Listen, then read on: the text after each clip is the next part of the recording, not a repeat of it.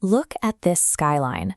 In the early 1940s, thousands of high explosive bombs ripped through London's commercial core, leaving behind hollowed-out shells and burning rubble. It looked like the absolute end of the city. But complete devastation like this is actually a deeply entrenched pattern. Over the last 2 millennia, this exact ground has been repeatedly torched, sacked, and bombed into dust. Yet out of that repeated ruin, the settlement always clawed its way back, eventually expanding into a global financial and cultural center. So how exactly does a city survive a 2,000-year cycle of near-total annihilation?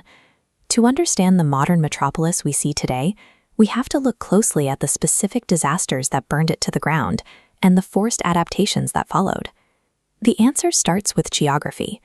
Long before there were stone streets or skyscrapers, the River Thames provided a natural highway for trade and transport right through the center of the island. The Romans immediately recognized the value of a deep, navigable river with a defensible bank. In 43 AD, Emperor Claudius's forces set up a military and commercial outpost here, naming it Londinium. That prime location made it an instant target.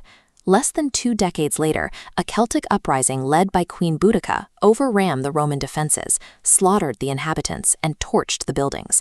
Thousands died, and the young city was reduced to a layer of charred ash. But rather than abandon the site, the Roman administration poured resources back in, cleared the debris, and rebuilt the settlement from scratch. This early destruction proved that the economic utility of the Thames was high enough to justify the immense cost of repeated rebuilding. 3 centuries later, the Roman Empire collapsed and its legions withdrew from Britain. The incoming Anglo-Saxon settlers largely ignored the decaying Roman ruins, choosing instead to build an entirely new, unfortified commercial town just down the river called Londonwick. That lack of defenses proved disastrous. In the 9th century, Scandinavian raiders realized they could navigate their shallow-draft wooden longships straight up the Thames, striking the exposed settlement over and over again. The raids were relentless. King Alfred the Great faced immense pressure to surrender the region, but he recognized the geographic advantages the Romans had seen. Instead of fleeing, Alfred executed a massive relocation. He marched the entire population away from their vulnerable wooden town and resettled them directly behind the massive, abandoned stone barricades left behind by the Romans. By cannibalizing the defensive engineering of a fallen empire, the city secured itself against the Viking threat and stabilized its trade networks. By the Middle Ages, the protected city was generating immense wealth through European trade. Then, in 1348, the Black Death swept through the streets, wiping out tens of thousands of residents in months. The death toll was staggering, yet the deep-rooted commercial networks held firm. Migrants and merchants continued pouring in, quickly repopulating the area. Over the next few centuries, under the Tudor monarchs, the city exploded in size. Developers crammed tall timber-framed houses along tight, twisting alleys, accidentally engineering a massive pile of kindling. This historical illustration shows what happened when a spark ignited that kindling in 1666. It became the Great Fire of London, a towering wall of flame racing across the riverbank. Over 4 days, the blaze leveled 13,000 buildings, erasing the old medieval layout. But civic leaders treated the empty, smoking crater as an opportunity.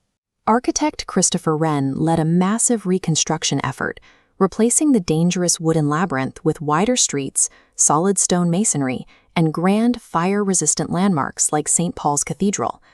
Planners used the devastation to engineer a superior, structurally resilient capital, shifting the city's approach from desperate survival to intentional redesign. That new stone foundation supported exponential growth. During the 18th and 19th centuries, the Industrial Revolution brought railways, massive docks, and a population that soared into the millions. Which brings us back to where we started. When the Blitz rained fire from the sky in the 1940s, the physical damage was immense. This time, the city didn't burn down.